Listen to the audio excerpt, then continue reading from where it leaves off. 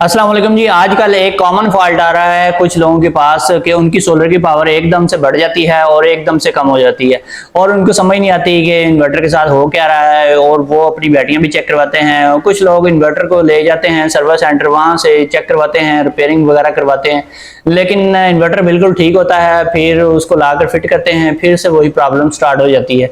तो उनको समझ नहीं आती इसमें क्या प्रॉब्लम है, फॉल्ट कहाँ पे है। तो ये फॉल्ट नहीं है, ये थोड़ी सी मिसअंडरस्टैंडिंग है और या फिर आपके इन्वर्टर की सेटिंग खराब होने की वजह से भी होता है।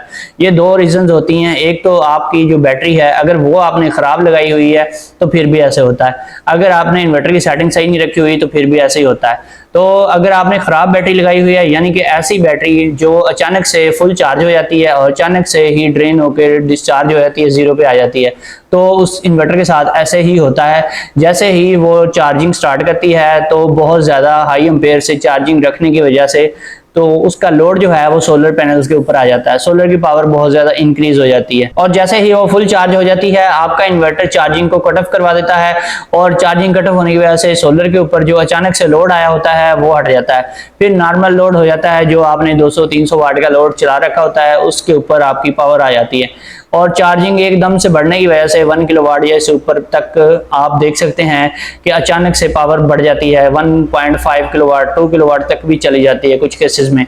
तो इसकी एक रीजन तो ये होती है कि आपने उसके साथ डेड बैटरी लगाई हुई है या फिर आपने एम्पेयर्स बहुत ज्यादा रखे होते हैं। अगर सेटिंग में आपने एम्पेयर्स भी ज्यादा रखे हुए हैं और कट ऑफ चार्जिंग पॉइंट जो है उसको कम रखा हुआ है तो फिर भी ये फॉल्ट आता है। कुछ लोग क्या करते हैं कि इन्वर्टर की सेटिंग नहीं करते, सिस्टम इंस्टॉल करवाने के बाद उसको ऐसे ही यूज करना शुरू कर देते हैं, तो फिर उनके पास भी ये फॉल्ट आ सकता है।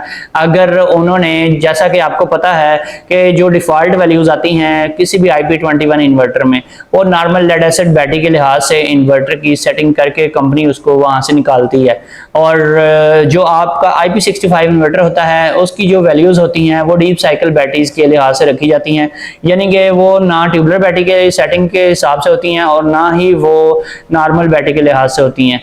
तो जो IP21 है वो भी ट्यूबलर बैटरी के लिहाज से नहीं होती, उसकी वैल्यू कम रखी हुई होती है ताकि आपकी जो बैटरी है वो खराब ना हो। लेकिन फिर जो ट्यूबलर बैटरी उसके साथ लोग लगाते हैं वो सही बैकअप नहीं मिलता उनको और उनकी चार्जिंग भी सही नहीं होती, बैटरियों की ग्रेविटी पूरी नहीं होती और इसके अलावा कुछ लोग सेटिंग से छेड़छाड़ कर लेते हैं तो फिर उनके साथ भी ये प्रॉब्लम आती है।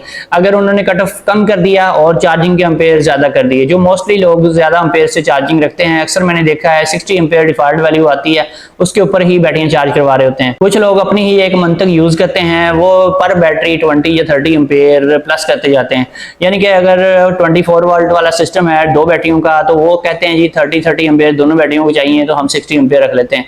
अगर 4 बैटरियां लगी हुई हैं वो कहते हैं जी 20 एम्पेयर हम पर बैटरी सेट करते हैं, ये 80 एम्पेयर रखने चाहिए। तो उनको पता नहीं होता कि सीरीज में जो एम्पेयर हैं वो सेम रहते हैं, हर बैटरी को सेम एम्पेयर मिलते हैं। अगर आपने 20 एम्पेयर रखे हुए हैं तो सब बैटरियों को 20 एम्पेयर मिलेंगे, इसमें कोई भी चेंजिंग करने की जरूरत नहीं होती। तो जब आप ज्यादा एम्पेयर से बैटरी को चार्ज करवाते हैं तो अचानक से बैटरी के टर्मिनल वोल्टेज बढ़ जाते हैं। टर्मिनल वोल्टेज बढ़ने से जो बैटरी आपकी पहले 24 या 25 वोल्ट पे थी, जैसे ही आप 60 या फिर 90 एम्पेयर से चार्ज करवाएंगे तो आपके जो टर्मिनल वोल्टेज हैं वो एकदम से 27-28 पे चले जाएंगे और आपको पता है 28.2 डिफॉल्ट वैल्यू आती है जो कि कंपनी सेट करके इन्वर्टर में भेजती है। तो इस लेवल पर जब आपकी बैटरी फौरन से ही पहुंच जाती है हाई एम्पेयर की वजह से तो फिर वो अचानक से चार्ज हो जाती है और कट ऑफ काम करता है और चार्जिंग स्टॉप हो जाती है। चार्जिंग स्टॉप होती है तो जो सोलर से पावर 1 किलोवाट या इससे ज्यादा पावर आपका इन्वर्टर ले रहा होता है तो वो अचानक से ड्रॉप हो जाती है। जैसा कि आप जानते हैं कि 3 किलोवाट का जो इन्वर्टर होता है इसमें 30 वोल्ट का बैटरी चार्जर पाया जाता है। अगर आपने बैटरी चार्जिंग के एम्पेयर 60 एम्पेयर रखे हुए हैं, अगर आपकी बैटरी 60 एम्पेयर से चार्ज हो रही है तो 60 को मल्टीप्लाई करें 30 से तो ये बनते हैं आपके 1800 वाट। 1800 वाट का अचानक से सोलर पे लोड आएगा और जब चार्जिंग घटेगी तो फिर अचानक से वो लोड हट जाएगा। इस वजह से ऐसा हो रहा होता है। अगर आपकी बैटरी की भी ग्रेविटी पूरी नहीं होती और कट ऑफ जो है वो जल्दी काम कर जाता है तो फिर भी आपके साथ ऐसे हो सकता है। आपने जब भी बैटरी की चार्जिंग करवानी है तो आपने ग्रेविटी चेक करनी है, जहां पर आपकी बैटरी की ग्रेविटी पूरी हो जाती है वहीं पे आपने उसका कट ऑफ सेट कर देना है। आमतौर पे जो नॉर्मल सेटिंग बताई जाती है उसके मुताबिक ही बैटरियां बनती हैं, उसके मुताबिक ही वो सारी सेटिंग काम कर रही होती है। लेकिन जब आप गड़बड़ करते हैं, कोई भी आप खराब बैटरी ले लेते हैं, कुछ नई बैटरियां भी आजकल खराब आ रही हैं, उनमें भी ये फॉल्ट आता है। वो जब खराब बैटरियां आप किसी सिस्टम के साथ अटैच कर देते हैं तो नॉर्मल सेटिंग के ऊपर उनकी चार्जिंग नहीं होती, उनकी ग्रेविटी पूरी नहीं होती, इसलिए इस टाइप के फॉल्ट आते रहते हैं। दोस्तों फिर मिलेंगे नेक्स्ट वीडियो में। ओके, अल्लाह हाफिज।